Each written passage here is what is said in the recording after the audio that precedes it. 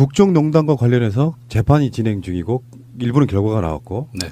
그중에 첫 번째는 이재용 재판 2심 결과가 나와서 범국민적인 지금 공분을 사고 있고요. 네, 맞습니다. 다음에 최순실 씨의 1심 선고도 이루어졌는데 네. 그 이후에 박근혜의 1심 구형도 이루어졌단 말이에요. 네. 그래서 지금 하나씩 짚어볼까요? 다 관련이 있으신 거잖아요, 사실은. 네. 관련이 있습니다. 예. 이재용의 2심 결과는 네. 1심에서는 징역 5년이었는데 네. 2심에서는 징역 2년 6개월에 집행유예 4년 이렇게. 그래서 프로적 석방시켜줬단 말이에요. 네, 맞습니다. 어떻게 보셨어요? 비분 관계 하셨죠? 제가 처음에 이제 삼성 이재용 부회장이 구속영장이 청구되고 구속이 처음에 기각됐었잖아요. 그때 가장 열이 받았었는데 또 한 번 또 열이 받은 게 이제 이번에 이제 2심 때 집행유예로 풀려났잖아요. 그리고 삼성 변호인단의 논리가 재판관이 다 받아들였다는 거죠.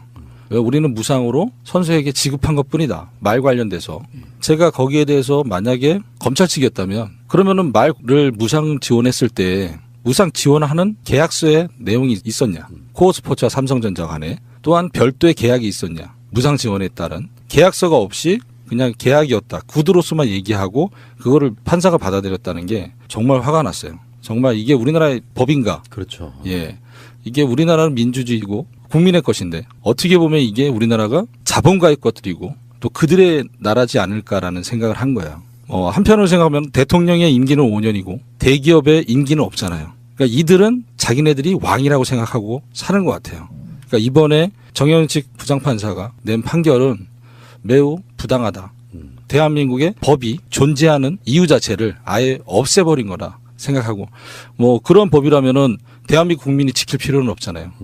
대한민국의 법은 대한민국을 질서 있게 유지하기 위해서 만들어 놓고 모두 다 지키고자 해서 약속하는 건데 누구는 안 지키고 돈이 있다고. 맞아. 예. 그러면은 대한민국 국민이 어떤 누가 법을 지키면서 살아가냐 그 생각을 했었죠. 그러니까 이게 노승일 이사장하고 굉장히 연관성이 있는 게 네. 이재용이 제가 가벼워진 부분 중에 하나가 삼성이 사준 말 네. 요거 준 게 아니다 그런 결론이 나온 거잖아요. 그렇죠. 근데 최순실 재판에서는 김세윤 부장판사가 사준 걸로 인정했죠. 소유권은 최순실한테 있다. 그래서 최순실은 구형 25년에 실형 20년을 받게 되는 거죠. 그러면 그 당시에 그 말 네. 직접 보셨을 거 아니에요. 그때 당시에 정유라가 이제 2마리 말을 테스트하라고 해요. 하기에는. 그때는 말을 테스트하는 것까지는 봤는데 그 말을 산지는 몰랐어요. 근데 나중에 그 말 중에 한 마리를 샀다는 걸 이제 나중에 알게 된 거죠, 제가. 말 그게 가격이 얼마였었죠? 그때 당시에 20억짜리고 30억짜리. 미치겠다 진짜. 그런데 삼성에서 제출한 말 계약서에 보면 그것도 많이 가격을 또 조정해 놨죠. 네. 다운 계약서 이런 그렇죠. 네, 네. 난 말이 되고 싶어요. 팔리고 싶어요? 나는 내가 평생에 환갑이나 뭐 이런 살쯤 되면 20억을 모아놓거나 있을라나 이런 20억이 뭐 빚이 그 정도 되는 것도 모를까. 그게 그 돈이 말이에요. 대한청소년체육회에 있다면 얼마나 좋은 데 쓰이겠어요. 네. 정말 나쁜 사람들이지. 이재용 그렇고. 네. 최순실 결과에 대해서는 만족하세요? 징역 20년, 벌금 180억 원. 뭐 추징금이 또 따로 있고. 네네네. 벌금하고 추징금은 둘째 치더라도 형량이 좀 20년은 좀 너무 적은 거 아닌가라는 생각을 해요. 누린 만큼 벌을 받아야 되는데 네네. 그만큼 한 60 정도 누리고 네. 20년 정도 사는 거는 인생에 있어서 손해 아닙니다.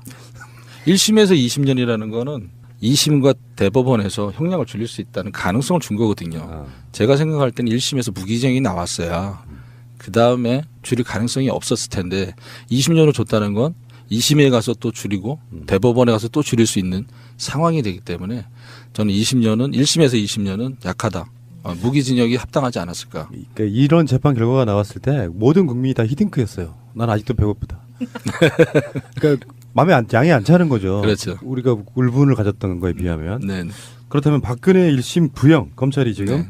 법원에 징역 30년 내려달라고 네네. 구형한 건데 네. 이건 어떻게 보세요? 구형 30년을 내려줬는데 검찰에서 무기징역을 주었어야 되는 게 맞지 않을까. 형량을. 왜 그러면 최순실의 위치는 대통령 위치는 아니었잖아요. 하지만 박근혜 위치는 대통령의 위치였단 말이에요. 그럼 대통령이 어떻게 그렇게 할 수 있느냐. 그리고 대통령은 무엇이 잘못됐냐면은 우리는 국민들이 세금을 모으잖아요. 그러면 세금은 공동의 기금이에요. 이 나라를 잘 이끌고자 하는 공동의 기금이고 그 공동의 기금을 잘 이끌어 달라고 대통령을 뽑아놨는데 대통령이 그렇게 부정부패를 저질렀다. 그럼 그 사람은 어떻게 형량 30년과 무기징역을 줬어야 되는 건 맞는 거죠. 네. 그러니까 그 이번에 검찰 구형에서 그런 얘기가 나와요. 네. 대통령이란 자리로 네. 헌정을 유린했기 때문에 네. 그 벌이 일반인하고는 완전히 다르다면서도 30년밖에 안 준 거죠. 그렇죠. 네. 네. 검찰도 너무 세게 때리면 역풍이 불까봐 네. 여론이 눈치를 본 게 아닌가 이런 생각이 좀 들 정도였어요. 그런 감은 없지 않아 있다고 말씀하시려고 했죠. 제가 해드릴게요. 불편하신 부분은. 네. 근데 지금 국정농단 사건 다 통틀어가지고 네. 증인 몇 번 나가셨어요? 증인은 청문회는 참고인 1번, 참고인 2번. 참고인 처음 갔다 이제 증인으로는 본인이 이제 스스로 내가 네. 증인하겠습니다. 했죠. 변신이 되고, 예. 그다음에 이제 순서로 말씀드리면 최순실 재판, 헌재, 박근혜 재판, 그다음에 이제 삼성 이재용 재판, 그리고 이제 박근혜 재판 또 해서 4번 총 증인으로 총 4번. 고영태 재판은 그게 최순실 재판이었어요? 아니요, 고영태 재판은 따로 이제 따로 별도로 나가고요. 네, 그 총 5번? 네, 총 5번 나왔어요. 야, 그 불려가는 것도 힘들죠 사실. 힘들진 않아요. 근데 힘들진 않은데 차비도 받고 괜찮아요. 차비를 줘요? 네. 그럼요. 네, 얼마나 줍니까? 6만 원 주던데요. 많이 근데, 올랐네요. 네, 헌재가 좀 짰어요. 헌재가 4만 원 줬어요. 청문회도 짰어요. 12시간을 같이 있는데 4만 원 주고. 그 증인으로 나가서 했던 그 증언들 중에서 네네. 가장 기억에 남는 재판. 가장 기억에 남는 재판은 이제 마지막 재판이었죠. 박근혜 재판. 예, 나가서 이경재 변호사하고 유영하 변호사하고 그 설전 싸웠던 변호사 거. 때, 네네. 그때가 이제 가장 기억에 남죠. 네, 그 변호인들이라고 하는 게 수준이 너무 떨어지니까 네네네. 준엄하게 꾸짖었던 걸로 기억하거든요. 그게 말이 되냐고? 그래서 제가 이제 진실을 왜곡하면서 질문하지 말아라. 내가 언제 진실을 왜곡했냐. 그것 때문에 이제 유영하 변호사하고 싸우고, 그다음에 이제 이경재 변호사하고는 차량을 구입할 때 2배를 높게 계산해서 해고된 거 아니냐. 그래서 최순실 같은 질문하지 말아라. 그러면서 이제 아유 시원해. 네. 실제로 노승일 같은 캐릭터가 있어야 상대방들이 움찔해요. 좌고우면하지 않잖아요. 바로 직진해서 하고 싶은 말 그냥 그대로 하는 거잖아요. 네네. 그렇게 해야 팩트에 대한 사람들의 인식이 확실하게 바뀌어요. 덜려 말할 필요가 없는 거예요. 그런 어떻게 보면 큰 재판이잖아요. 나라에서 네네. 이슈가 되는 네. 그런 재판에 들어가는 분위기는 어때요? 분위기는 TV에서 봤을 때하고 많이 틀려요. 그럴 것 같아요. 네. 어때? 더 중압감이 느껴져요. 묵직해요? 처음에 최순실 재판할 때 417호 대법정을 갔거든요. 네. 대법정을 갔을 때는 엄청 크더라고요. 저 혼자밖에 없다고 생각이 돼요. 앉으면 증인석에 앉으면. 근데 이제 재판 시작하면서 재밌어졌어요. 네, 이경재 변호사하고 이제 싸우고 뒤에서는 이제 타이핑 소리가 막 들려요. 기자들이 근데 기자들 네. 기자분들이 막 다다다다다다다다다 이게 굉장히 이제 리듬감이 있어요. 그러면 이제 여기 바로 자기 본사로 리듬을 타면서 송출되는 거야. 네, 계속 얘기하는 거예요. 이제 이렇게 속보 이렇게 아니, 나오는 거예요. 그래서 중계를 하라는 거예요. 지금 네. 아니 뭘 대단한 거라고 그거를 그렇죠. 네. TV 카메라를 들이대지 못해요. 이게 대통령이 파면된 사건인데 그러게 그렇죠. 말이에요. 그걸 중계를 못 한다는 게 말이 안 되고 그 사이에 막 어떤 놈은 문자로 본사로 송고하고 그래 타이틀을 헤드라인만 네. 네. YTN이나 연합뉴스에 막 그 실시간 속보로 나갈 때 네. 그 보낸 그 문자 같은 걸로 계속 나가잖아요. 그러니까 맥락이 잘 안 잡힐 때가 있어. 네. 흐름을 모르는 거지. 그렇죠. 제목만 나오고 기사가 없는 거죠. 박근혜가 지금 4월 6일 날 1심 선고한다고 그러거든요. 그거 중계 한번 해주면 좋겠는데. 그렇죠. 중계를 하는 게 제 생각에는 맞다고 생각해요. 그러니까 다른 사람 같은 경우에는 이게 이제 인권 문제라는 것으로 이 탁탁 걸릴 때가 있어요. 재판 중계가. 그런데 박근혜 같은 경우엔 국민 스포츠. 그런 것도 있지만 법적으로 보면 박근혜는 헌재에서 파면된 사람이에요. 잘못해서 파면된 거거든요. 이미 확정된 거예요. 단지 지금 재판정에서 박근혜를 재판하는 거는 과연 몇 년이나 형량을 받을 것이냐 이 과정밖에 안 되는 거거든요. 그렇다고 봤을 때 이게 미결수라기보다는 절차상으로는 미결수지만 헌재에서 판결이 났으니까 기결수라고 보고 중계를 해주는 게 맞다고 봐요. 맞습니다. 만약에 이재용 2심 선고를 할 때 TV 중계가 됐다면 이렇게 저는 형량이 안 나왔을 거라도 보는 사람이에요. 정영식이라고 하는 사람이 생중계를 받고 있는데 내 얼굴이 나가는데 그런 판결할 수 있을까요? 그렇죠. 근데 여러분들 정영식 얼굴을 정확히 기억하십니까?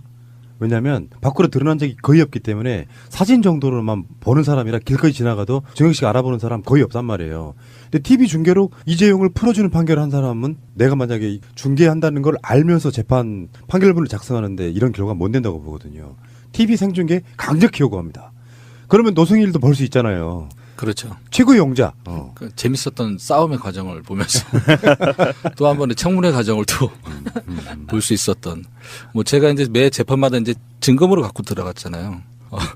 많이 당황했어요. 박근혜 재판 때는 이경재 변호사하고 유영호 변호사하고 증인은 모든 재판마다 이렇게 불쑥불쑥 증거물을 갖고 오면 우리가 당황해서 어떻게 하냐. 당황하라고 갖고 간 거예요. 당황하라고. 네. 뭐 웃고는 이야기하지만 정말 엄청났던 사건이고 네. 아마 명종님이나 우리 승일님이나 마차님이나 한 20, 30년 후에 네. 이때를 회고하면 어떤 느낌이 들까 싶어요. 사실은 4.19보다 더 어마어마한 사건인 거잖아요. 아, 그렇죠. 4.19는 어쩌면 미완의 혁명에 가까운데 이거는 나중에 어떤 결과가 나올지 몰라도 아직까지는 완성 아직까지는 형태죠. 완성 형태의 혁명인데 그것의 촉발점 그중에 큰 숟가락 하나 한 삽 딱 뜨신 분이 저는 노승일님이라고 봐서 아닙니다. 노승일님은 우리들한테는 거의 이제 까방권이 한 100장 정도 쌓여있는 사람입니다. 까방권만 있으면 뭐해. 대한청소년교육회 여기에 후원이 이렇게 없어가지고 지금 원대한 꿈은 그러신 거예요. 각 종목마다 최소한 한두 명씩은 후원할 수 있을 정도의 네. 어떤 예산 같은 걸 갖고 있으면 좋겠다. 네. 사실 그렇지 않아요? 맞습니다. 네. 뭐 어저께 뭐 제 기사가 나와서 댓글을 보니까 노승일 까방권 다 떨어졌다. 왜? 다 잃었다. 뭐 이러더라고요. 잘못한 게 없는데. 그러니까는 어저께 기사가 이제 제 책에 대해서 나오면서 독일에서 이제 고민했었던 내용이 이제 제가 책에 담았거든요. 그 부분은 이제 책에 담을까 말까 고민을 많이 했어요. 자료를 수집하지만 이 자료를 전달하는 또 전략을 또 세워야 될 거 아니에요. 그래서 독일에서는 그 전략을 이제 지금 현재 대통령이 대신 문재인 대통령에게 뭐 최종적으로 전달하는 걸로 이렇게 전략을 세워서 그 부분을 책에다 넣었는데 그 부분을 보고 이제 문재인 대통령 팬들께서 하시는 말씀이 노승일 까방권 다 잃었다. 그런 말을 하더라고요. 그러니까 책만 팔아먹어라. 우리 대통령은 팔아먹지 말아라. 뭐 이런 얘기도 하고 뭐. 에이. 네. 그런 댓글을 보면서 그게 문재인 대통령 지지자일 거라고 생각하세요? 순진한 시기는. 네. 이야기가 나온 김에 네. 저 이제 보통 이제 책과 방송이 묘하게 연결되는 딱 이 지점인데 네. 말씀하신 김에 네. 원래 노승일 이사장은 책을 홍보할 생각이 전혀 없었어요. 제가 꺼내겠습니다. 자, 이번에 책은 원래는 제가 책을 안 쓰려고 그랬었어요. 그런데 제가 국민 여러분들께 정식적으로 제가 사과를 못했거든요. 제가 그래서 대한민국 국민 여러분들께 사죄를 드리는 마음에서 한때는 국정농단의 부역자 최순실하고 같이 일했던 노승일의 한 사람으로서 국민들에게 사죄를 드리면서 제가 제 스스로 쓴 자술서예요. 네, 어떻게 보면 이게 자술서라고 봐야 되는데 그래서 국민 여러분들이 좀 봐주시고 제 사죄를 좀 받아주시고 그다음에 이제 용서를 좀 구하는 마음에서 이 책을 쓴 거지 다른 이유는 없습니다. 그 최근에 이제 이학수 삼성 전 부회장이 검찰에가 쓴 거를 자술서 아니고 자수서라고 했죠. 예. 네. 여기는 노승일님도 자수서에 가까워요. 자발적으로 묻기 전에 내가 뭐 이런 느낌이 가까워서. 네. 근데 책 제목이 노승일의 정조준 네, 맞습니다. 정조준이었습니다. 제목부터가 섹시하네요. 정조준이란 책이 원래는 노승일의 배심이 처음이었어요. 배심? 네. 노승일의 반성문으로 쓸까 제목을 아니면 노승일의 자술서로 갈까 아니면 노승일의 배심으로 갈까 이것도 저것도 다 안 된다. 좀 가깝게 다가가라. 그런 그 주위에 평가들이 있었어요. 그래서 뭐 어차피 뭐 꼴통인데 뭐 꼴통이 왔다로 할까? 이렇게 했어요. 그래서 그거 좋다 이랬는데 나중에는 이제 주위 사람들이 저한테 그건 좀 아닌 것 같다. 너 무슨 행동만 하면 저거 봐라 제 꼴통이다. 네가 혼자 네 프레임을 갖추는 거기 때문에 제목을 바꿔라. 맞습니다. 그래서 주위 분들이 노승일의 정조준이라고 이제 제목을 정해 주셨어요. 지금 말씀하시는 순간에 나름 그 네이밍의 전문가로서는 네. 그 과정이 제대로 거쳤구나라고 느껴요. 아까 말씀하신 하나하나의 제목들마다 네. 뭔가 허점이 너무 크게 보여. 네. 근데 정조준은 그래도 네. 뭐랄까 정확한 그 어떤 핵심을 흔들지 않는 범위 내에서는 네, 네. 그 중에는 가장 좋은 책인 것 같다는 생각이 들거든요. 네, 감사합니다. 정조준 누구 정조준이에요, 근데? 최순실을 정조준한 책이죠. 네. 최순실 씨는 지금도 뭐 법정에서 네. 박근혜처럼 아예 안 나오진 않지만 네, 네. 그래도 나는 억울해 그런 네. 입장인 거잖아요. 네. 근데 그걸 가장 옆에서 지켜본 사람 입장에서는 네. 거짓말하지 마 이런 뜻이죠. 사실 어떻게 보면. 그렇죠. 뭐 그런 얘기인데 귀담아 듣지를 않고 최순실이라는 사람은 누구 걸 강탈하는 사람은 아니에요. 강제로 뺐진 않아요. 이재용의 변호사들은 어떻게 했어요? 강요당해서 아. 강요에 의해서 줬다라고 해서 그게 또 재판부에서 받아들였잖아요. 최순실은 누구 거를 강탈하거나 강요를 하지 않아요. 교묘하게 뺐지. 대가를 주는 거죠. 네, 네. 거래 관계네요. 네, 네. 그러니까 자연스럽게 자기한테 그런 돈들이 거쳐가게끔 만드는 사람이지. 아하. 이거 해. 아니면 너 뭐 불이익 줄 거야? 이런 사람은 아니에요. 네, 그러니까는 이재용의 변호인들이 변론하는 우리는 강요에 의해서 줬다. 그거는 정말 아니에요. 최순실 스타일하고는 맞지 않아요. 예. 그러면 최순실이라는 사람이 의외로 영악한 사람이네요. 머리가 그렇죠. 예. 네. 영악하고 그렇게 해서 도움을 청해서 들어오면 그거를 명분화시켜서 이제 포장을 시키는 거죠. 그러면 실익은 자기가 다 챙겨가고. 그거는 기본 아닙니까? 기본? 그러니까 강탈하는 거는 권력자들이 하는 짓거리고 네. 기본이 테이크요. 근데 내가 받아서 상대방한테 주는 이익도 크고 네. 왜? 권력이 중간에 껴있기 때문에 네. 박근혜라고 하는 네. 그런 캐릭터다. 아. 네. 머리가 영리해 돈도 버는 것이고요. 아, 그럼요. 노승일님처럼 앞뒤 안 재고 네. 그냥 바로 이렇게 쏴버리면 예. 돈 벌기 힘들다는 걸 보여주고 있지 않습니까? 예, 그럼 뭐 상당히 가난하게 살죠. 지금 국정농단 관련해서 사실은 대부분 다는 범죄자들이 많아서 네. 그 사람들이 책을 쓴다는 건 불가능하고 네. 국정농단을 폭로했던 사람은 그렇게 많지는 않잖아요. 뭐 검찰이 수사한다거나 이런 방식으로 나왔던 거고 네. 언론의 보도로 무너진 케이스라 네. 어쨌든 간에 국정농단 관련해서 책이 처음으로 나온 거예요. 우리나라 역사의 물줄기를 바꾼. 나중에 보세요. 이제 여기에 관련되어 있는 변호사가 쓰는 책도 있을 거고 여기에 관련되어 있는 누가 쓰는 책도 있겠지만 국정농단이라고 하는 한국 헌정사의 가장 위대한 사건 그걸로 만들어진 파면이 그 사건에 있어서 처음으로 이분이 책을 쓰신 거는 굉장히 역사적 의미가 있다고 보는 거죠. 근데 책 쓸 생각을 어떻게 하셨어요? 근데 책 쓸 생각은 국민들에게 사죄를 드리고 정식적으로 사죄를 드리고 싶어서 책을 쓰게 된 거죠. 되게 쉽지가 않거든요, 그게. 제 책의 이제 프롤로그하고 에필로그 부분에 국민들에게 이제 사죄를 드리는 마음이 다 담겨져 있습니다. 예. 저도 그 쓰고 싶은 이야기들이 많은데 네. 뭐 능력도 안 되겠지만 시간이 없어가지고 책 쓸 엄두를 못 내고 그냥 머릿속에 맴돌다가 네. 어떤 책을 하나 써야겠다라고 생각이 들면 어쩌다 한번 그래봐야 몇 줄 안 나가는데 네. 네. 책 하나 쓴다는 건 굉장히 작심을 해야 되거든요. 딱 어느 지점부터 그 생각이 들던가요? 이거 책 하나 써야겠다. 책을 써야 되겠다는 생각을 했던 거는 이제 작년 2017년 7월 달부터 생각을 했어요. 7월 달부터 생각을 했고 언론에서 국민들에게 이제 사죄를 드릴까라고 생각을 했었는데 그 방법보다는 사죄를 드리고 나의 최순실가 무슨 일을 도대체 했는지 어떤 과정을 겪었는지를 소상히 국민들에게 말씀을 드리는 게 좋겠다라고 생각해서 말씀드리는 시간이 항상 뭐 길진 않잖아요. 근데 책이라는 거는 제가 다 마음에 담아서 다 쓸 수가 있으니까 그래서 이제 책으로 옮겨지게 된 거죠. 그리고 이제 뜻하지 않게 또 이제 인세라는 부분이 이제 들어오는 이제 계약을 해서 그 부분은 이제 다 전적으로 이제 대한청소년체육회 운영자금으로 이제 쓸 생각이고요. 네. 어떤 부분 쓰실 때 가장 막혔어요, 그러면? 독일 얘기 쓸 때 저도 혼자 쓰면서 많이 울었어요. 힘들었던 생각. 당시를 생각을 하면서 많이 힘들었어요. 아마도 그랬을 거예요. 왜 그러냐면 바쁘게 막 지나가다 보면 네. 옛날에 회고할 시간이 없고 주로 한다는 게 법정에 가서 증언하고 이러는 거잖아요. 네. 근데 다시 돌이켜보면 네. 밤중에 혼자 책을 쓰기 위해서 뭔가 다시 돌이켜보면 그때서 아마 그게 개인적인 회한들이나 감정들이 막 몰려들 때 눈물이 났을 것 같아요. 그렇죠. 그러니까 최순실이랑 같이 함께하면서 웃는 날은 없었거든요. 다 아랫입술을 꽉 깨물고 버텨왔던 시간들이었기 때문에 그거를 정리한다는 것 자체가 많이 힘들었죠. 네. 그러네. 이게 지금 보니까 책이 총 4장으로 돼 있다고. 네네.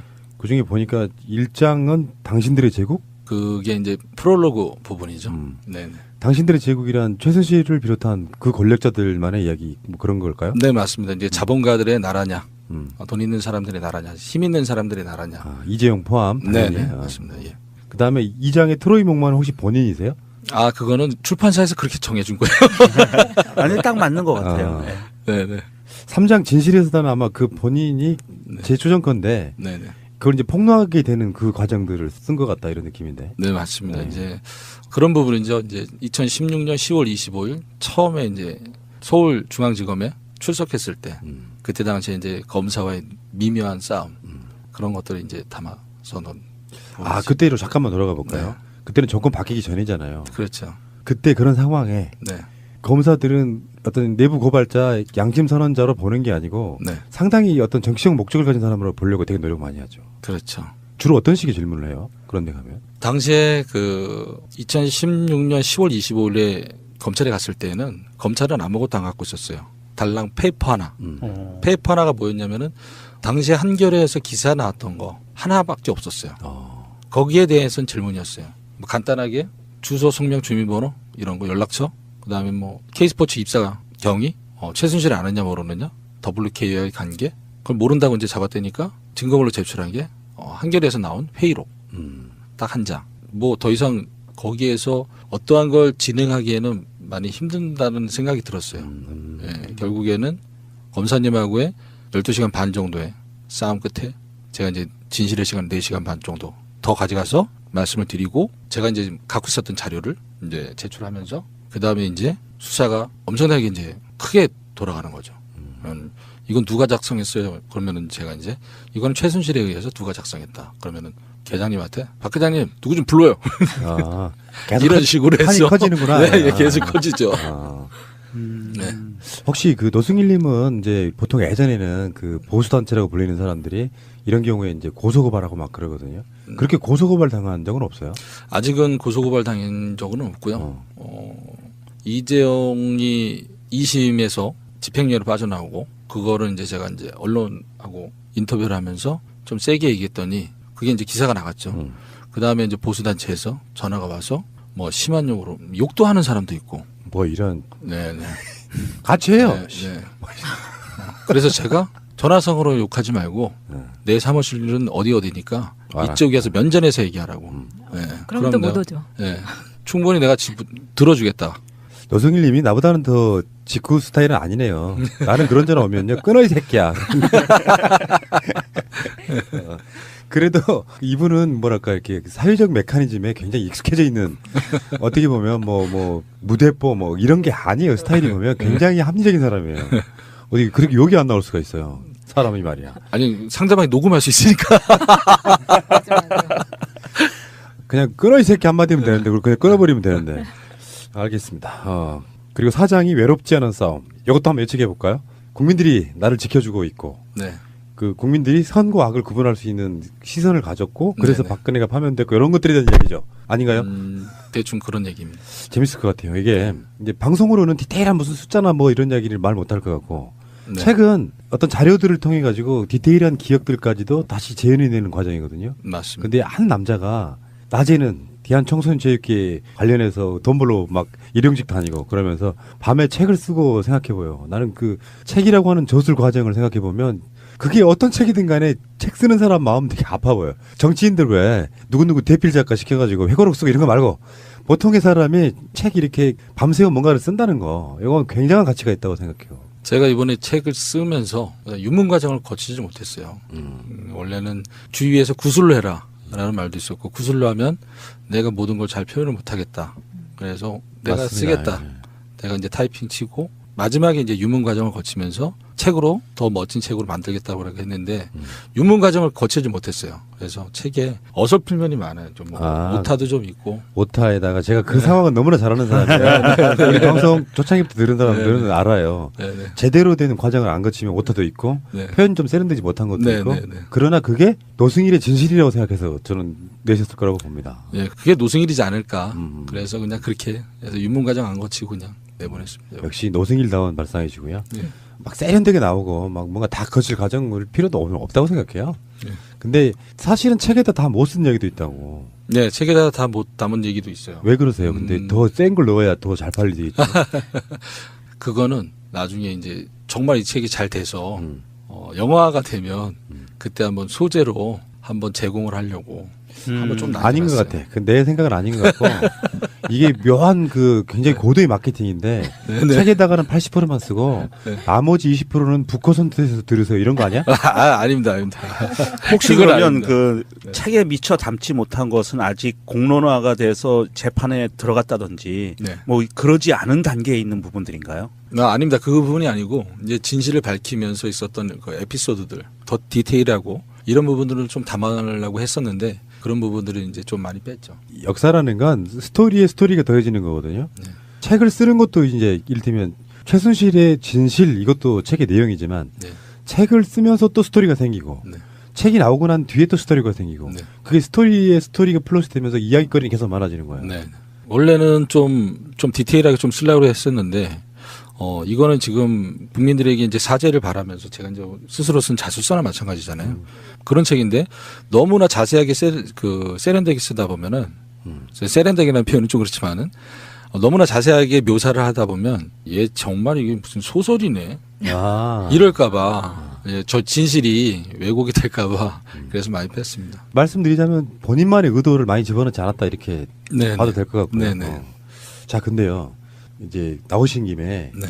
제가 다른 방송에서 쓰려고 어떤 사실 확인만 하나만 하고 싶어요. 네. 지금 다른 방송에 네. 다루는 주제가 하나 있는데 네. 거기에 지금 책 내용으로 들어있는 내용이 있어서 네. 한번 확인하려고 합니다. 네. 정윤회 씨하고 김관진 전 국방부 장관하고 굉장히 절친이었다는 맞아요. 거예요. 네네네. 그거를 이제 정유라한테 이제 듣죠. 정유라하고 독일에 같이 있으면서 같이 이제 밥을 먹었어요. 마장에 있는 마국간에서. 마국간에 옆에 붙어 있었던 부엌에서 같이 밥을 먹으면서 그런 얘기 했던 거죠. 뭐, 야, 유라야, 박 원장님이 너네 아빠하고 형님 동생 한다는데 그랬더니 웃기지 마세요. 우리 아빠는요, 김관진 아저씨하고만 형님 동생이에요. 아 그렇게 해서 나온 발언이었구나. 네. 네. 그러면서 이제 사냥도 같이 다녔고 이렇게 얘기를 해요. 그래서 사냥도 같이 다닐 정도 엄청 가까운 거고 얘는 김관진이면 내가 아는 김관진이면 국방부 장관인데 아저씨라고 표현하고 이게 뭐지 도대체? 오래된 관계다. 그쪽 네. 커넥션이 있었군요. 네. 그 이야기는 이제 그 관련된 이야기는 다른 방송에서 한번 다뤄볼 테니까. 네. 어쨌든 노승일님을 뭔가 수렁으로 끌어들이고 싶지는 않습니다. 그냥 우리 증인 보호 차원에서 네, 네. 확실해요. 정유라는 김관진을 아저씨로 부를 만큼 이게 단기간에 만들어진 관계는 아닐 것 같고 최소한 예, 그렇죠. 수년간 친한 관계였다. 네네. 아, 네. 뭔가 심증이 확 가는 부분이 그러니까 있군요. 정유라가 표현하는 우리 아빠는 형님이라고 부르는 사람이 딱 한 명 있다. 그게 김관진 아저씨다. 이렇게 표현했을 때는 그만큼 정유라라는 사람이 아무한테나 형님 동생이라고 안 그런다는 뜻이나 마찬가지거든요. 그럼 김관진하고 이제 형님 동생이라 그러면은 이건 보통 사이가 아니겠구나라는 생각이 드는 거죠. 그러니까 노승일의 정조준에는 이런 이야기들이 많이 들어있다는 거잖아요. 여러분들 궁금하시죠? 꼭 읽어봐야겠네. 지금 클릭. 자, 사실 이게 이 노승일의 정조준이라는 이 책을 제가 그 책 내용을 살짝 보니까 삼성과의 그 네. 독일에서 계약했던 그 상황들이 나오면서 증거를 남기기 위해서 사진을 찍던 그 살떨리던 순간들 네. 그런 것을 묘사해 놨는데 네. 사실 이 최순실 박근혜 국정농단 사건에 있어서 지금 우리가 1년 반이라는 시간이 벌써 지났거든요.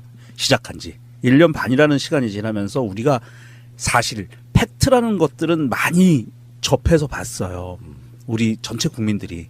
그런데 정말 그 안에서 깊숙이 내부에서 바라본 시선들은 접하지 못했거든요. 그러니까 이 책에서 가장 중요한 포인트가 되는 부분은 사실은 노승일이라는 사람이 그 안에서 바라본 그 안에서 벌어진 이 권력형 부정비리가 어떻게 그 서로 관계를 맺어왔는지 어떤 비리가 있었는지를 내부에서 바라본 시선으로 제공해줬다는 거거든요. 이건 굉장히 중요한 사료의 역할도 할 수 있다고 봐요. 그것도 있고 그 인터뷰로 말로 하는 거하고 그리고 기사로 나간 일부하고 완전 느낌 다르죠. 네, 네. 이 책은 노승일의 입장에서 쓴 거잖아요. 기사는 어차피 삼자가 쓰는 거고 그렇죠. 인터뷰로는 그 느낌을 전달할 수 없는 것들이 또 있어요. 네, 네. 어떤 여러 가지 제약상. 네. 그래서 저는 이 책을 빠른 시일 안에 한번 완독을 한번 해보려고 그래요. 그래야 네. 박근혜의 재판을 다루는 데 있어서도 꽤 도움이 될 거라고 생각하거든요. 네. 기자분 한 분이 저한테 전화 왔었는데 책 잘 받았다. 근데 재밌어서 2번 읽었다. 새로운 거에 포함도 돼 있고 너무나 좀 그때 상황이 얼마나 절실했었나 간절했나 이 상황을 좀 알 수 있었다. 그리고 노승일이 가장 두려워했었던 장면이 어떤 장면인지 알았다. 독일로 가려고 최순실을 만났을 때 최순실은 독일에 갈 준비가 돼 있냐고 그러고 노승일은 아직 준비가 안 돼 있다고 그러고 거기에서 묘사해 놓은 게 가슴이 와닿는다. 만약에 본인이 독일에 안 갔으면 지금의 이거에 대한 국정농단 사태에 대한 어떤 자료가 안 나왔을 텐데 그때 본인은 이게 정말 정경유착인지 아닌지를 확인해 보기 위해서 독일에 갔다는 거 거기가 좀 많이 가슴에 와닿는다 그렇게 얘기를 하더라고요. 네. 아, 뭔가 좀 찡해요, 괜히. 그렇지 예. 않아요, 여러분? 예. 네. 100만 가즈아. 갔으면 좋겠습니다. 만약에 100만 정도 팔리면은 네. 우리나라의 체육계 미래가 밝아집니다. 일단. 그리고 그렇죠. 우리들 이런 거 있잖아요. 내가 직접 돈을 빌려주지 않았더라도 빚을 진 사람이 있어요. 노승일 아닙니까? 아닙니다. 아니 나머지 출연자들은 이 사건의 출연자들은 다 부자이거나 떵떵거리는 사람들이야. 맞아요. 여기서 유일하게 쥐뿔도 없는 네. 정말 가진 게 하나도 없는 네. 그래서 쫓겨나기까지 해서 네. 그런 분은 노승일밖에 없는 것 같아서 우리가 이제 빚을 갚는 과정으로 네. 그냥 갚는 것도 아니고요. 책이라는 게 생기잖아요. 책장에 꽂아놓을 수도 있고 정 읽기 싫으면 라면 받침대로 쓸 수 있는데 베고 잘 수도 있고 네. 이게 이제 그 정청래 씨 판매 방법인데 트위터에다가 자기 책을 네. 한 3권 올려놓고 네. 베고 자기 딱 좋대. 자 여러분 노승일의 정조준 기억하시고요. 이건 이제 보통의 일반적인 작가분들 나와서 책 이야기하는 거하고는 다른 거잖아요. 맞습니다. 우리 방송에 이제 5년째 만 4년 동안 박근혜와 싸웠던 기간이 대부분이었고 그중에 국정농단이 3분의 1 이상 차지하잖아요. 시간적으로 보면. 그때 노승일의 정조준이 사실 우리에게 얻어지는 득템하는 아이템이 하나 되는 게 아닌가 싶어서 많은 관심 바라시고요. 네. 보니까 추천사가 굉장히 화려해요. 정청래 의원, 박영선 의원, 안민석 의원 이런 분들이 아주 열성적으로 그냥 써준 게 아니고 이거 많이 팔렸으면 좋겠다라는 관점에서 굉장히 잘 써주셨더라고요. 네, 뭐 의원님들께서도 북콘서트 와서 많이 도와주고 싶은데 또 이제 좀 6.13 지방선거도 있다 보니까 너무 후보님들께서 책을 많이 발간하셨어요. 그리고 북콘서트가 지금 거의 뭐 불꽃놀이 하다시피 하더라고요. 맞아요. 그 상황에 제가 들어간 거예요. 제가 이제 악재에 처해져 있는 상황인데 그걸 이번에 이제 2018년 3월 3일 대구 북성로에 있는 소금 창고에서 1회 북콘서트를 시작합니다. 그래서 다시 한번요. 네. 2018년 3월 3일 대구 북성로에 위치한 소금 창고에서 3시서부터 5시까지 네, 북콘서트를 진행을 합니다. 그래서 예, 방송 나가는 날이 3월 2일이니까 그 다음 날이 되겠네요. 네. 예. 그래서 이제 북콘서트는 그냥 제 책에 대한 얘기뿐만이 아니라 제가 이제 노래도 부를 생각이에요. 오. 네, 뭐냐면 이거 무리하시는데? 네. 뭐냐면은 제가 이제 독일에 가서 최순실한테 나가라는 핍박을 받고 안 나가면서 잠도 제대로 못 자고 추위에 떨고 밥도 제대로 못 먹고 그거를 이제 허기를 달리기 위해서 산책을 나가면서 산책길에서 이제 항상 노래를 불렀던 거. 김광석의 광야에서를 부를 거고요. 지키는 가슴. 네. 그다음에 이제 2015년 11월 30날 제가 이제 한국에 도착했는데 당시에 한국에는 영화가 유행이었어요. 그때 내부자. 네, 집사람하고 내부자를 보면서 봄비를 보면서 이제 항상 칼을 갈았던 거죠. 봄비를 부르면서. 봄빛 속에 예. 떠난 사람. 네. 그래서 집사람이 저한테 일 내겠다고 그래서 일 낼 거라고 마음 단단히 먹으라고 제가 그랬죠. 그러고 나서 이제 국정농단 폭로하고 나서 대한청소년체육회 만들었는데 되게 외로웠어요. 지금도 외롭지만 많이 힘들고 외롭고 정말 버티기가 힘들어요. 대한청소년체육회를 만든 거에 대한 후회는 안 해요. 하지만 이거를 잘 해야 되겠다라는 생각은 해요. 더 이상의 이제 후원금이 안 들어오면 이 아이들한테 제가 너네들의 꿈을 내가 도와주겠다라고 했던 거는 헛바람밖에 안 되잖아요. 거기에 대한 책임감 때문에 많이 외로워요. 그래서 이제 대한청소년체육회 만들고 집에 돌아가는 길에 이제 버스에서 들었던 그대요. 걱정하지 말아요. 그게 마지막으로 이제 부를 노래. 그러시구나. 네, 네. 진짜 콘서트네요. 네. 북성 콘서트네. 국민은 그런 게 있을 거라고 보거든요. 우리가 가끔씩 방송하다 보면 익명의 어떤 사람들이 어디 후원하고 이래서 우리가 후원 이제 홍보 관련한 방송하는데 하루 이틀 만에 꽉 찼다. 뭐 이런 걸 볼 때마다 느끼는 그 뿌듯함. 저분들이 익명의 저분들이 나라를 끌어가는구나 하는 어떤 그 서로 간의 연대감 이런 게 있었거든요. 노승일의 책 정조준 여러분 관심 더 많이 가져주시기 바라고요. 어쩌면 공익적 마인드로 모든 것을 읽고 다시 시작하는데 그때 그 재판에 써달라고 국민들이 모았던 성금의 네네. 감사와 자신감이 느껴졌던 게 바로 그 지점 아니겠습니까? 네, 맞습니다. 정치인들이 지방선거 앞두고 내는 책은 많이 나가야 전부가 안 나갑니다. 노승일님의 책은 그중에 그보다는 최소한 한 50배는 많이 나갈 거라고 생각합니다. 아, 경우가 다르니까 오히려 네. 기회일 수도 있어요. 네. 홍수 속에. 네. 이건 선거 나가려고 쓴 책이 아니니까. 아, 예.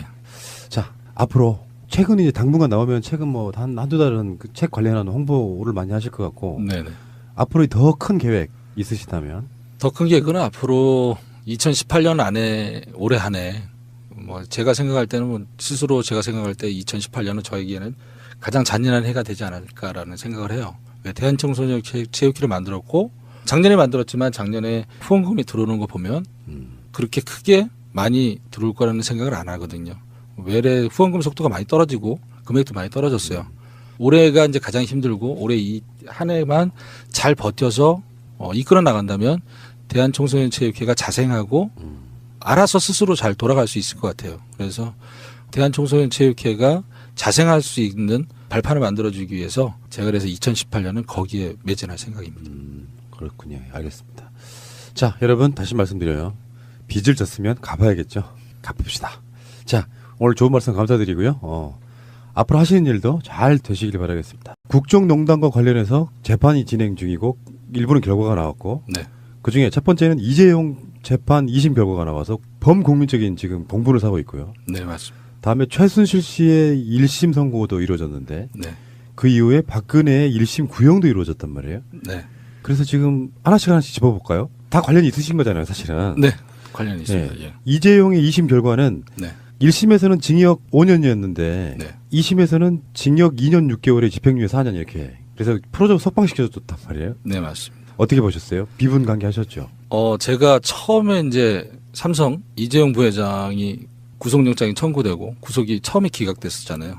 그때 가장 열이 받았었는데 또 한 번 또 열이 받은 게 이제 이번에 이제 2심 때 집행유예로 풀려났잖아요. 그리고 삼성 변호인단의 논리가 재판관이 다 받아들였다는 거죠. 왜 우리는 무상으로 선수에게 지급한 것뿐이다. 말 관련돼서 제가 거기에 대해서 만약에 검찰 측이었다면 그러면은 말을 무상 지원했을 때 무상 지원하는 계약서에 내용이 있었냐? 코어스포츠와 삼성전자 간에 또한 별도의 계약이 있었냐? 무상 지원에 따른 계약서가 없이 그냥 계약이었다. 구두로서만 얘기하고 그거를 판사가 받아들였다는 게 정말 화가 났어요. 정말 이게 우리나라의 법인가? 그렇죠. 예. 이게 우리나라는 민주주의고 국민의 것인데 어떻게 보면 이게 우리나라가 자본가의 것들이고 또 그들의 나라지 않을까라는 생각을 한 거예요. 한편으로 생각하면 대통령의 임기는 5년이고 대기업의 임기는 없잖아요. 그러니까 이들은 자기네들이 왕이라고 생각하고 사는 것 같아요. 그러니까 이번에 정현식 부장판사가 낸 판결은 매우 부당하다. 대한민국의 법이 존재하는 이유 자체를 아예 없애버린 거다 생각하고 뭐 그런 법이라면은 대한민국 국민이 지킬 필요는 없잖아요. 대한민국의 법은 대한민국을 질서 있게 유지하기 위해서 만들어 놓고 모두 다 지키고자 해서 약속하는 건데 누구는 안 지키고 돈이 있다고. 맞아. 예. 그러면은 대한민국 국민이 어떤 누가 법을 지키면서 살아가냐 그 생각을 했었죠. 그러니까 이게 노승일 이사장하고 굉장히 연관성이 있는 게 네. 이재용이 제가 가벼워진 부분 중에 하나가 삼성이 사준 말 네. 요거 준 게 아니다 그런 결론이 나온 거잖아요. 그렇죠. 근데 최순실 재판에서는 김세윤 부장판사가 사준 걸로 인정했죠. 소유권은 최순실한테 있다. 그래서 최순실은 구형 25년에 실형 20년을 받게 되는 거죠. 그러면 그 당시에 그 말 네. 직접 보셨을 거 아니에요. 그때 당시에 정유라가 이제 2마리 말을 테스트하라고요. 하기에는 그때는 말을 테스트하는 것까지는 봤는데 그 말을 산지는 몰랐어요. 근데 나중에 그 말 중에 한 마리를 샀다는 걸 이제 나중에 알게 된 거죠, 제가. 말 그게 가격이 얼마였었죠? 그때 당시에 20억짜리고 30억짜리. 미치겠다 진짜. 그런데 삼성에서 제출한 말 계약서에 보면 그것도 많이 가격을 또 조정해 놨죠. 네. 다운 계약서 이런 그렇죠. 네, 네. 난 말이 되고 싶어요. 팔리고 싶어요? 나는 내가 평생에 환갑이나 뭐 이런 살쯤 되면 20억을 모아놓거나 있을라나 이런 20억이 뭐 빚이 그 정도 되는 것부터 모를까. 그게 그 돈이 말이에요. 대한청소년체육회에 있다면 얼마나 좋은 데 쓰이겠어요. 네. 정말 나쁜 사람들이지. 이재용 그렇고. 네. 최순실 결과에 대해서는 만족하세요? 징역 20년, 벌금 180억 원. 뭐 추징금이 또 따로 있고. 네네네. 벌금하고 추징금은 둘째 치더라도 형량이 좀 20년은 좀 너무 적은 거 아닌가라는 생각을 해요. 누린 만큼 벌을 받아야 되는데 네네. 그만큼 한 60 정도 누리고 네. 20년 정도 사는 거는 인생에 있어서 손해 아닙니다. 1심에서 20년이라는 거는 2심과 대법원에서 형량을 줄일 수 있다는 가능성을 준 거거든요. 제가 생각할 때는 1심에서 무기징역이 나왔어야 그 다음에 줄일 가능성이 없었을 텐데 20년을 줬다는 건 2심에 가서 또 줄이고 대법원에 가서 또 줄일 수 있는 상황이 되기 때문에 저는 20년은 1심에서 20년은 약하다. 무기징역이 합당하지 않았을까. 그러니까 이런 재판 결과가 나왔을 때 모든 국민이 다 히딩크였어요. 난 아직도 배고프다. 그러니까 양이 안 차는 거죠. 그렇죠. 우리가 울분을 가졌던 거에 비하면. 네. 그렇다면 박근혜 1심 구형 검찰이 지금 네. 법원에 징역 30년 내려달라고 네네. 구형한 건데 네. 이건 어떻게 보세요? 구형 30년을 내려줬는데 검찰에서 무기징역을 주었어야 되는 게 맞지 않을까. 형량을. 왜 그러면 최순실의 위치는 대통령 위치는 아니었잖아요. 하지만 박근혜의 위치는 대통령의 위치였단 말이에요. 그럼 대통령이 어떻게 그렇게 할 수 있느냐. 그리고 대통령은 무엇이 잘못됐냐면은 우리는 국민들이 세금을 모으잖아요. 그러면 세금은 공동의 기금이에요. 이 나라를 잘 이끌고자 하는 공동의 기금이고 그 공동의 기금을 잘 이끌어 달라고 대통령을 뽑아놨는데 대통령이 그렇게 부정부패를 저질렀다? 그럼 그 사람은 어떻게 형량을 30년을 무기징역을 줬어야 되는 건 맞는 거죠. 네. 그러니까 그 이번에 검찰 구형에서 그런 얘기가 나와요. 네. 대통령이란 자리로 네. 헌정을 유린했기 때문에 네. 그 벌이 일반인하고는 완전히 다르다면서도 30년밖에 안 준 거죠. 그렇죠. 네. 네. 검찰도 너무 세게 때리면 역풍이 불까봐 네. 여론이 눈치를 본 게 아닌가 이런 생각이 좀 들 정도였어요. 그런 감은 없지 않아 있다고 말씀하시려고 했죠. 제가 해드릴게요. 불편하신 부분은. 네. 근데 지금 국정농단 사건 다 통틀어가지고 네. 증인 몇 번 나가셨어요? 증인은 청문회는 참고인 1번, 참고인 2번. 참고인 처음 갔다 이제 증인으로는 그치? 본인이 네, 스스로 네. 내가 네. 증인하겠습니다. 변신이 되고, 어. 예. 그다음에 이제 순서로 말씀드리면 최순실 재판, 헌재, 박근혜 재판, 그다음에 이제 삼성 이재용 재판, 그리고 이제 박근혜 재판. 그래서 4번 총 증인으로 총 4번. 고영태 재판은 그게 최순실 재판이었어요? 아니요, 고영태 재판은 따로 이제 따로 별도로 나갔고요. 네, 그 총 5번? 네, 총 5번 나왔어요. 야, 그 불려가는 것도 힘들죠 사실. 힘들진 않아요. 근데 힘들진 않은데 차비도 받고 괜찮아요. 차비를 줘요? 네. 그럼요. 네, 얼마나 줍니까? 6만 원 주던데요. 많이 근데, 올랐네요. 네, 헌재가 좀 짰어요. 헌재가 4만 원 줬어요. 그러네. 이게 지금 보니까 책이 총 4장으로 돼 있다고. 네네. 그 중에 보니까 1장은 당신들의 제국? 그게 이제 프롤로그 부분이죠. 음. 네네. 당신들의 제국이란 최순실을 비롯한 그 권력자들만의 이야기 뭐 그런 걸까요? 네 맞습니다. 이제 자본가들의 나라냐, 음. 돈 있는 사람들의 나라냐, 힘 있는 사람들의 나라냐. 이재용 포함. 네네 당연히. 맞습니다. 예. 그 다음에 2장의 트로이 목마는 혹시 본인이세요? 그거는 출판사에서 그렇게 정해준 거예요. 아니 딱 맞는 것 같아요. 아. 네. 네네. 3장 진실에서는 아마 그 본인이 재조정 건데 네네. 그걸 이제 폭로하게 되는 그 과정들을 쓴 것 같다 이런 느낌인데. 네 맞습니다. 이제 그런 부분이죠. 이제 2016년 10월 25일 처음에 이제 서울중앙지검에 출석했을 때 그때 당시에 이제 검사와의 미묘한 싸움 그런 것들을 이제 담아서 놓은. 부분이죠. 그때로 잠깐만 돌아가 볼까요? 네. 그때는 정권 바뀌기 전이잖아요. 그렇죠. 그때 그런 상황에 네. 검사들은 어떤 내부 고발자, 양심 선언자로 보는 게 아니고 네. 상당히 어떤 정치적 목적을 가진 사람으로 보려고 되게 노력 많이 하죠. 그렇죠. 주로 어떤 식의 질문을 해요? 그런 데 가면? 당시에 그 2016년 10월 25일에 검찰에 갔을 때는 검찰은 아무것도 안 갖고 있었어요. 달랑 페이퍼 하나. 페이퍼 하나가 뭐였냐면은 당시에 한겨레에서 기사 나왔던 거 하나밖에 없었어요. 거기에 대해서는 질문이었어요. 뭐 간단하게 주소, 성명, 주민번호 이런 거 연락처. 그다음에 뭐 K스포츠 입사 경위, 최순실이 아느냐 모르느냐, WK와의 관계. 그걸 모른다고 이제 잡았다니까 증거물로 제출한 게 한겨레에서 나온 회의록 딱 한 장. 뭐 더 이상 거기에서 어떠한 걸 진행하기에는 많이 힘든다는 생각이 들었어요.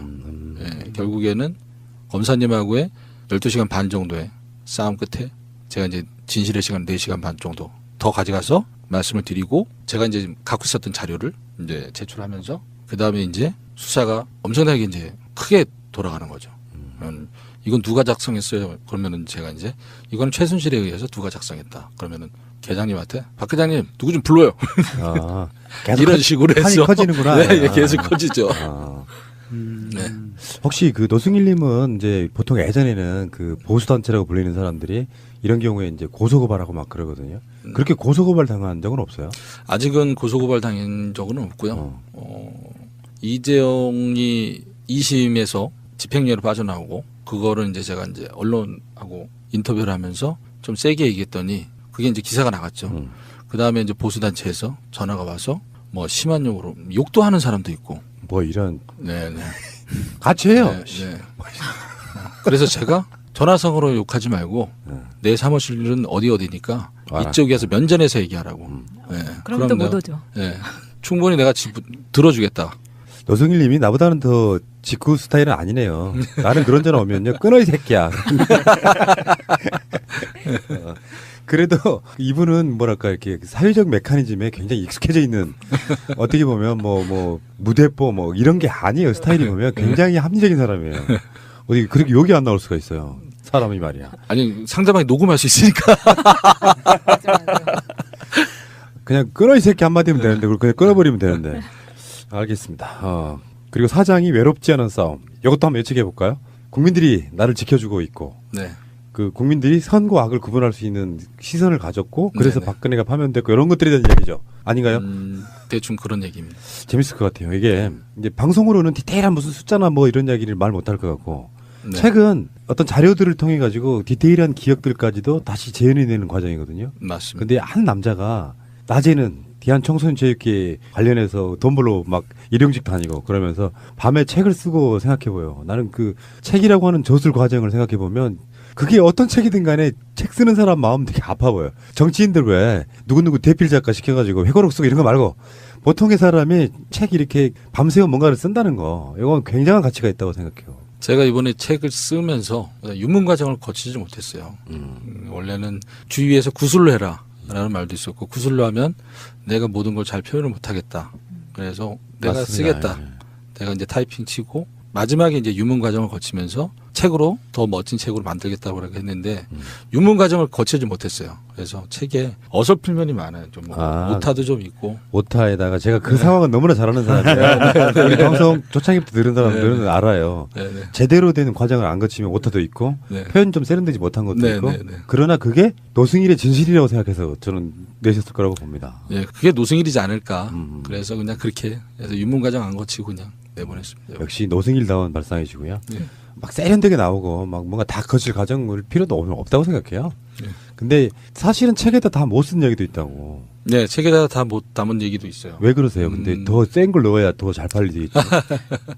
그거는 나중에 이제 정말 이 책이 잘 돼서 영화가 되면 그때 한번 소재로 한번 제공을 하려고 한번 좀 아닌 것 남겨놨어요. 같아. 내 생각은 아닌 것 같고 이게 묘한 그 굉장히 고도의 마케팅인데 네. 책에다가는 80%만 쓰고 네. 나머지 20%는 북커선트에서 들으세요. 이런 거 아니야? 아닙니다, 아닙니다.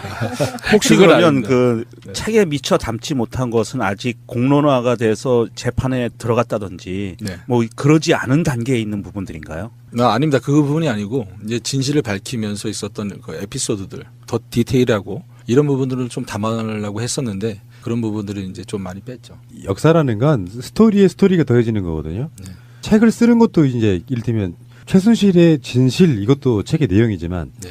책을 쓰면서 또 스토리가 생기고 네. 책이 나오고 난 뒤에 또 스토리가 생기고 네. 그게 스토리에 스토리가 플러스 되면서 이야기거리는 계속 많아지는 거예요. 네. 원래는 좀 디테일하게 좀 쓰려고 했었는데 이거는 지금 국민들에게 이제 사죄를 바라면서 제가 이제 스스로 쓴 자술서나 마찬가지잖아요. 그런 책인데 너무나 자세하게 세련되게 쓰다 보면은 세련되게라는 표현은 좀 그렇지만은 너무나 자세하게 묘사를 하다 보면 얘 정말 이게 무슨 소설이네 아. 이럴까봐 저 진실이 왜곡이 될까봐 그래서 많이 뺐습니다. 말씀드리자면 본인만의 의도를 많이 집어넣지 않았다 이렇게 네. 봐도 될 것 같고요. 네네. 자, 근데요. 이제 나오신 김에 네. 제가 다른 방송에서 쓰려고 어떤 사실 확인만 하나만 하고 싶어요. 네. 지금 다른 방송에 네. 다루는 주제가 하나 있는데 거기에 지금 책 내용으로 들어있는 내용이 있어서 네. 한번 확인하려고 합니다. 네. 정윤회 씨하고 김관진 전 국방부 장관하고 굉장히 절친이었다는 맞아요. 내용이에요. 네네네. 그거를 이제 정유라한테 이제 듣죠. 정유라하고 독일에 같이 있으면서 같이 이제 밥을 먹었어요. 마장에 있는 마국간에서 마국간에 옆에 붙어 있었던 부엌에서 같이 밥을 먹으면서 그런 얘기 했던 거죠. 뭐, 야, 유라야, 박 원장님이 너네 아빠하고 형님 동생 한다는데 그랬더니 웃기지 마세요. 우리 아빠는요, 김관진 아저씨하고만 형님 동생이에요. 아 그렇게 해서 나온 발언이었구나. 네. 네. 그러면서 이제 사냥도 같이 다녔고 이렇게 얘기를 해요. 그래서 사냥도 같이 다닐 정도 엄청 가까운 거고 얘는 김관진은 내가 아는 김관진이면 국방부 장관인데 아저씨라고 표현하고 이게 뭐지 도대체? 오래된 관계다. 그쪽 커넥션이 있었군요. 네. 그 이야기는 이제 그 관련된 이야기는 다른 방송에서 한번 다뤄볼 테니까. 네. 어쨌든 노승일님을 뭔가 수렁으로 끌어들이고 싶지는 않습니다. 그냥 우리 증인 보호 차원에서 네, 네. 확실해요. 정유라는 김관진을 아저씨로 부를 만큼 이게 단기간에 만들어진 관계는 아닐 것 같고 최소한 아, 예, 그렇죠. 수년간 친한 관계였다. 네네. 아, 네. 뭔가 심증이 확 가는 부분이 그러니까 있군요. 정유라가 표현하는 우리 아빠는 형님이라고 부르는 사람이 딱 한 명 있다. 그게 김관진 아저씨다. 이렇게 표현했을 때에는 그만큼 정유라라는 사람이 아무한테나 형님 동생이라고 안 그런다는 뜻이나 마찬가지거든요. 그럼 김관진하고 이제 형님 동생이라 그러면은 이건 보통 사이가 아니겠구나라는 생각이 드는 거죠. 그러니까 노승일의 정조준에는 이런 이야기들이 많이 들어있다는 거잖아요. 아, 네. 여러분들 궁금하시죠? 꼭 읽어봐야겠네. 지금 클릭. 자, 사실 이게 어. 이 노승일의 정조준이라는 이 책을 제가 그 책 내용을 살짝 보니까 삼성과의 그 네. 독일에서 계약했던 그 상황들이 나오면서 증거를 남기기 위해서 사진을 찍던 그 살떨리던 순간들 네. 그런 것을 묘사해 놨는데 네. 사실 이 최순실 박근혜 국정농단 사건에 있어서 지금 우리가 1년 반이라는 시간이 벌써 지났거든요. 시작한 지. 1년 반이라는 시간이 지나면서 우리가 사실 팩트라는 것들은 많이 접해서 봤어요. 우리 전체 국민들이. 그런데 정말 그 안에서 깊숙이 내부에서 바라본 시선들은 접하지 못했거든요. 그러니까 이 책에서 가장 중요한 포인트가 되는 부분은 사실은 노승일이라는 사람이 그 안에서 바라본 그 안에서 벌어진 이 권력형 부정비리가 어떻게 그 서로 관계를 맺어왔는지 어떤 비리가 있었는지를 내부에서 바라본 시선으로 제공해줬다는 거거든요. 이건 굉장히 중요한 사료의 역할도 할 수 있다고 봐요. 그것도 있고 그 인터뷰로 말로 하는 거하고 그리고 기사로 나간 일부하고 완전 느낌 다르죠. 네, 네. 이 책은 노승일의 입장에 쓴 거잖아요. 기사는 어차피 삼자가 쓰는 거고 그렇죠. 인터뷰로는 그 느낌을 전달할 수 없는 것들이 또 있어요. 네, 네. 어떤 여러 가지 제약상. 네. 그래서 저는 이 책을 빠른 시일 안에 한번 완독을 한번 해보려고 그래요. 그래야 네. 박근혜의 재판을 다루는 데 있어서도 꽤 도움이 될 거라고 생각하거든요. 네. 기자분 한 분이 저한테 전화 왔었는데 책 잘 받았다. 근데 재밌어서 2번 읽었다. 새로운 거에 포함도 돼 있고 너무나 좀 그때 상황이 얼마나 절실했었나 간절했나 이 상황을 좀 알 수 있었다. 그리고 노승일이 가장 두려워했었던 장면이 어떤 장면인지 알았다. 독일로 가려고 최순실을 만났을 때 최순실은 독일에 갈 준비가 돼 있냐고 그러고 노승일은 아직 준비가 안 돼 있다고 그러고 거기에서 묘사해 놓은 게 가슴이 와닿는다. 만약에 본인이 독일에 안 갔으면 지금의 이거에 대한 국정농단 사태에 대한 어떤 자료가 안 나왔을 텐데 그때 본인은 이게 정말 정경유착인지 아닌지를 확인해 보기 위해서 독일에 갔다는 거 거기가 좀 많이 가슴에 와닿는다 그렇게 얘기를 하더라고요. 네. 아, 뭔가 좀 찡해요, 괜히. 그렇잖아요, 여러분? 예. 네. 100만, 가즈아. 갔으면 좋겠습니다. 만약에 100만 정도 팔리면은 네. 우리나라의 체육계 미래가 밝아집니다. 일단. 그리고 그렇죠. 우리도 이런 거 있잖아요. 내가 직접 돈을 빌려주지 않았더라도 빚을 진 사람이 있어요. 노승일이 아닙니까? 아, 아닙니다. 아니 나머지 출연자들은 이 사건의 출연자들은 다 부자이거나 떵떵거리는 사람들이야. 맞아요. 여기서 유일하게 쥐뿔도 없는 네. 정말 가진 게 하나도 없는 네. 그래서 쫓겨나기까지 해서 네. 그런 분은 노승일밖에 없는 것 같아서 우리가 이제 빚을 갚는 과정으로 네. 그냥 갚는 것도 아니고요. 책이라는 게 생기잖아요. 책장에 꽂아놓을 수도 있고 정 읽기 싫으면 라면 받침대로 쓸 수 있는데 베고 잘 수도 있고 네. 이게 이제 그 정청래식 판매 방법인데 트위터에다가 자기 책을 네. 한 3권 올려놓고 네. 베고 자기 딱 좋대. 자 여러분 노승일의 정조준 기억하시고요. 이건 이제 보통의 일반적인 작가분들 나와서 책 이야기하는 거하고는 다른 거잖아요. 맞습니다. 우리 방송에 이제 5년째 만 4년 동안 박근혜와 싸웠던 기간이 대부분이었고 그중에 국정농단이 3분의 1 이상 차지하잖아요. 시간적으로 보면. 그때 노승일의 정조준이 사실 우리에게 얻어지는 득템 많은 아이템이 하나 되는 게 아닌가 싶어서 많은 관심 바라시고요. 네. 보니까 추천사가 굉장히 화려해요. 정청래 의원, 박영선 의원, 안민석 의원 이런 분들이 아주 열성적으로 그냥 써준 게 아니고 이거 많이 팔렸으면 좋겠다라는 관점에서 굉장히 잘 써주셨더라고요. 네, 뭐 의원님들께서도 북콘서트 와서 많이 도와주고 싶은데 청문회도 짰어요. 12시간을 같이 있는데 4만 원 주고. 그 증인으로 나가서 했던 그 증언들 중에서 네네. 가장 기억에 남는 재판. 가장 기억에 남는 재판은 이제 마지막 재판이었죠. 박근혜 재판. 예, 나가서 이경재 변호사하고 유영하 변호사하고 그 설전 싸웠던 변호사 거. 때, 네네.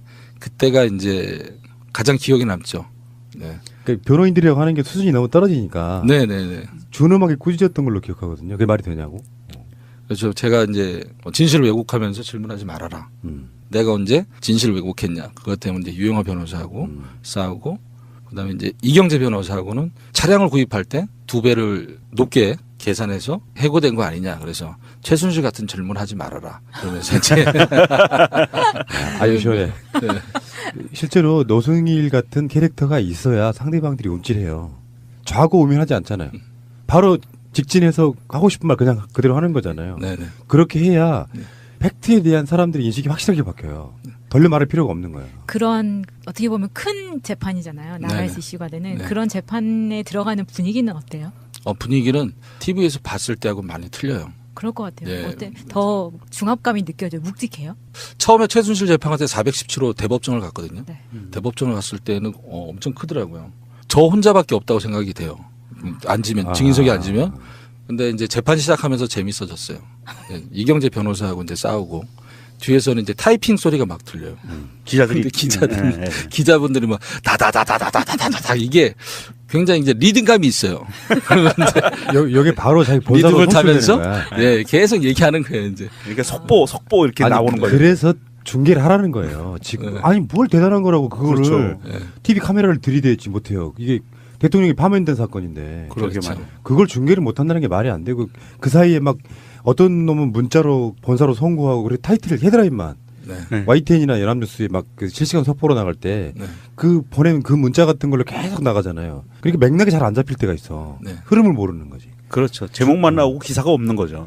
박근혜가 지금 4월 6일 날 1심 선고한다고 그러거든요. 그거 중계 한번 해주면 좋겠는데. 그렇죠. 중계를 하는 게 제 생각에는 맞다고 생각해요. 그러니까 다른 사람 같은 경우에는 이게 이제 인권 문제라는 것으로 이 탁탁 걸릴 때가 있어요. 재판 중계가.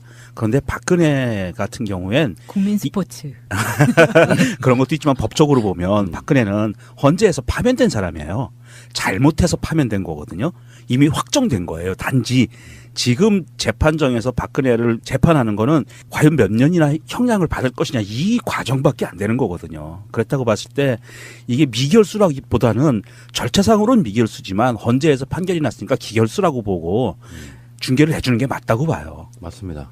만약에 이재용 2심 선고를 할 때 TV 중계가 됐다면 이렇게 저는 형량이 안 나왔을 거라도 보는 사람이에요. 정영식이라고 하는 사람이 생중계를 받고 있는데 내 얼굴이 나가는데 그런 판결할 수 있을까요? 그렇죠. 근데 여러분들 정영식 얼굴을 정확히 기억하십니까?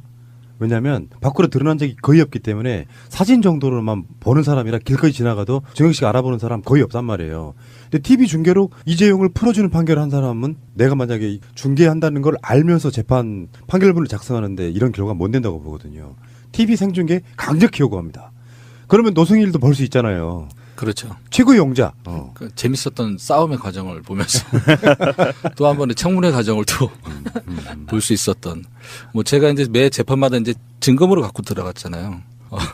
많이 당황했어요. 박근혜 재판 때는 이경재 변호사하고 유영하 변호사하고 증인은 모든 재판마다 이렇게 불쑥불쑥 증거물을 갖고 오면 우리가 당황해서 어떻게 해야 돼?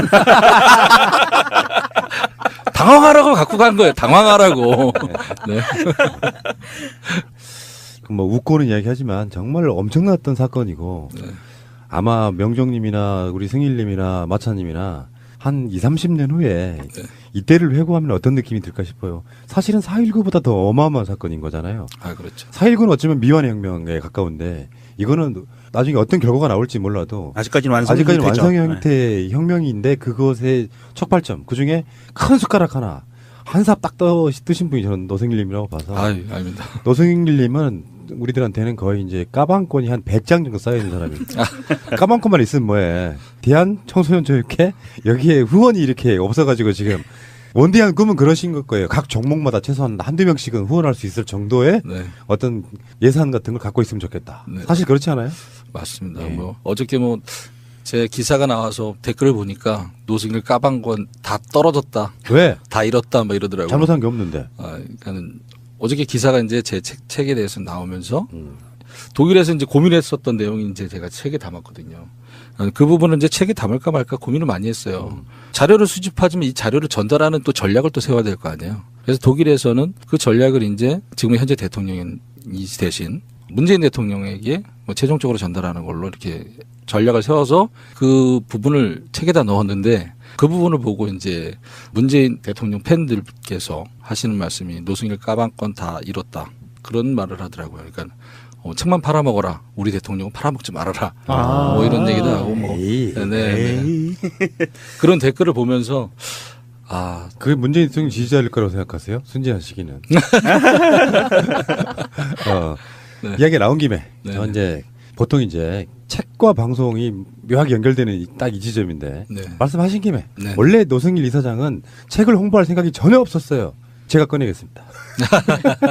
아, 이번에 책은 원래는 제가 책을 안 쓰려고 그랬었어요. 그런데 제가 국민 여러분들께 정식적으로 제가 사과를 못했거든요. 제가 그래서 대한민국 국민 여러분들께 사죄를 드리는 마음에서 한때는 국정농단의 부역자 최순실하고 같이 일했던 노승일의 한 사람으로서 국민들에게 사죄를 드리면서 제가 제 스스로 쓴 자술서예요. 네, 어떻게 보면 이게 자술서라고 봐야 되는데 그래서 국민 여러분들이 좀 봐주시고 제 사죄를 좀 받아주시고 그다음에 이제 용서를 좀 구하는 마음에서 이 책을 쓴 거지 다른 이유는 없습니다. 그 최근에 이제 이학수 삼성 전 부회장이 검찰에가 쓴 거를 자술서 아니고 자수서라고 했죠. 예. 네, 네. 여기는 노승일 님도 자수서에 가까워요. 자발적으로 묻기 전에 내가 뭐 이런 느낌이 가까워서. 네. 근데 책 제목이 노승일의 정조준? 네, 맞습니다. 정조준이었습니다. 제목부터가 섹시하네요. 아, 정조준이란 책이 원래는 노승일의 배심이 처음이었어요. 배심? 네. 노승일의 반성문, 반성문으로 쓸까 제목을 아니면 노승일의 자술서로 갈까 아니면 노승일의 배심으로 갈까 이것도 저것도 다 안 된다. 좀 가깝게 다가가라. 그런 그 주위에 평가들이 있었어요. 그래서 뭐 어차피 뭐 꼴통인데 뭐 꼴통이 왔다로 할까? 이렇게 했어요. 그래서 그거 좋다 이랬는데 나중에는 이제 주위 사람들이 저한테 그건 좀 아닌 것 같다. 너 무슨 행동만 하면 저거 봐라 제 꼴통이다.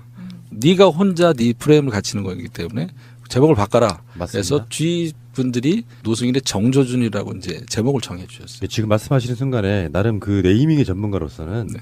아, 그 과정이 제대로 거쳤구나라고 느껴요. 아까 말씀하신 하나하나의 제목들마다 네. 뭔가 허점이 너무 크게 보여. 네. 근데 정조준은 그래도 네. 뭐랄까 정확한 그 어떤 핵심을 흔들지 않는 범위 내에서는 네, 네. 그 중에는 가장 좋은 책인 것 같다는 생각이 들거든요. 네, 감사합니다. 정조준 누구 정조준이에요, 근데? 최순실을 정조준한 책이죠. 네. 최순실 씨는 지금도 뭐 법정에서 네. 박근혜처럼 아예 안 나오진 않지만 네, 네. 그래도 나는 억울해 그런 네. 입장인 거잖아요. 네. 근데 그걸 가장 옆에서 지켜본 사람 입장에서는 네. 거짓말하지 마 이런 뜻이죠. 사실 어떻게 보면. 그렇죠. 뭐 그런 얘기인데 귀담아 듣질 않고 최순실이라는 사람은 누구 걸 강탈하는 사람은 아니에요. 강제로 뺏진 않아요. 이재용의 변호사들은 어떻게 했어요? 강요당해서 아. 강요에 의해서 줬다라고 해서 그게 또 재판부에서 받아들였잖아요. 최순실은 누구 거를 강탈하거나 강요를 하지 않아요. 교묘하게 뺐지. 대가를 주는 거죠. 네, 네. 거래 관계네요. 네, 네. 그러니까 자연스럽게 자기한테 그런 돈들이 거쳐가게끔 만드는 사람이지. 아하. 이거 해. 아니면 너 뭐 불이익 줄 거야? 이런 사람은 아니에요. 네, 그러니까는 이재용의 변호인들이 변론하는 우리는 강요에 의해서 줬다. 그거는 정말 아니에요. 최순실 스타일하고는 맞지 않아요. 네. 그러면 최순실이라는 사람이 의외로 영악한 사람이네요. 머리가. 그렇죠. 네. 영악하고 그렇게 해서 도움을 청해서 들어오면 그거를 명분화시켜서 이제 포장을 시키는 거죠. 그러면서 실익은 자기가 다 챙겨가고. 그거는 기본 아닙니까? 기본? 그러니까 강탈하는 거는 권력자들이 하는 짓거리고 네. 기본이 테이크요. 근데 내가 받아서 상대방한테 주는 이익도 크고 네. 왜? 권력이 중간에 껴있기 때문에 네. 박근혜라고 하는 네. 그런 캐릭터다. 아. 네. 머리가 영리해 돈도 버는 것이고요. 아, 그럼요. 노승일님처럼 앞뒤 안 재고 네. 바로 이렇게 쏴버리면 예. 돈 벌기 힘들다는 걸 보여주고 있지 않습니까? 예, 그럼 뭐 상당히 가난하게 살죠. 지금 국정농단 관련해서 사실은 대부분 다는 범죄자들이 많아서 네. 그 사람들이 책을 쓴다는 건 불가능하고 네. 국정농단을 폭로했던 사람은 그렇게 많지는 않잖아요. 뭐 검찰이 수사한다거나 이런 방식으로 나왔던 거고 네. 언론의 보도로 무너진 케이스라 네. 어쨌든 간에 국정농단 관련해서 책이 처음으로 나온 거예요. 우리나라 역사의 물줄기를 바꾼. 나중에 보세요. 이제 여기에 관련되어 있는 변호사가 쓰는 책도 있을 거고 여기에 관련되어 있는 누가 쓰는 책도 있겠지만 국정농단이라고 하는 한국 헌정사의 가장 위대한 사건 그걸로 만들어진 파면이 그 사건에 있어서 처음으로 이분이 책을 쓰신 거는 굉장히 역사적 의미가 있다고 보는 거죠. 근데 책 쓸 생각을 어떻게 하셨어요? 근데 책 쓸 생각은 국민들에게 사죄를 드리고 정식적으로 사죄를 드리고 싶어서 책을 쓰게 된 거죠. 되게 쉽지가 않거든요, 그게. 제 책의 이제 프롤로그하고 에필로그 부분에 국민들에게 이제 사죄를 드리는 마음이 다 담겨져 있습니다. 예. 저도 그 쓰고 싶은 이야기들이 많은데 네. 뭐 능력도 안 되겠지만 시간이 없어가지고 책 쓸 엄두를 못 내고 그냥 머릿속에 맴돌다가 네. 어떤 책을 하나 써야겠다라고 생각이 들면 어쩌다 한번 그래봐야 몇 줄 안 나가는데 네. 네. 책 하나 쓴다는 건 굉장히 작심을 해야 되거든요.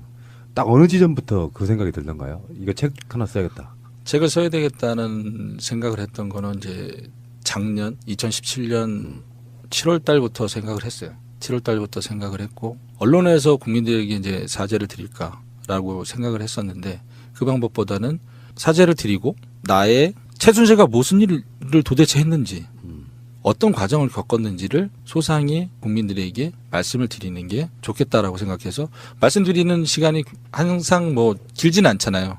근데 책이라는 거는 제가 다 마음에 담아서 다 쓸 수가 있으니까 그래서 이제 책으로 옮겨지게 된 거죠. 그리고 이제 뜻하지 않게 또 이제 인쇄라는 부분이 이제 들어오는 이제 계약을 해서 그 부분은 이제 다 전적으로 이제 대한청소년체육회 운영자금으로 이제 쓸 생각이고요. 네. 어떤 부분 쓰실 때 가장 막혔어요, 그러면? 독일 얘기 쓸 때 저도 혼자 쓰면서 많이 울었어요. 힘들었던 생각. 당시를 생각을 하면서 많이 힘들었어요. 아마도 그랬을 거예요. 왜 그러냐면 바쁘게 막 지나가다 보면 네. 옛날에 회고할 시간이 없고 주로 한다는 게 법정에 증언하고 이러는 거잖아요. 네. 근데 다시 돌이켜보면 네. 밤중에 혼자 책을 쓰기 위해서 뭔가 다시 돌이켜보면 그때서 아마 그게 개인적인 회한들이나 감정들이 막 몰려들 때 눈물이 났을 것 같아요. 그렇죠. 그러니까 최순실이랑 같이 함께하면서 웃는 날은 없었거든요. 다 아랫입술을 꽉 깨물고 버텨왔던 시간들이었기 때문에 그거를 정리한다는 것 자체가 많이 힘들었죠. 네.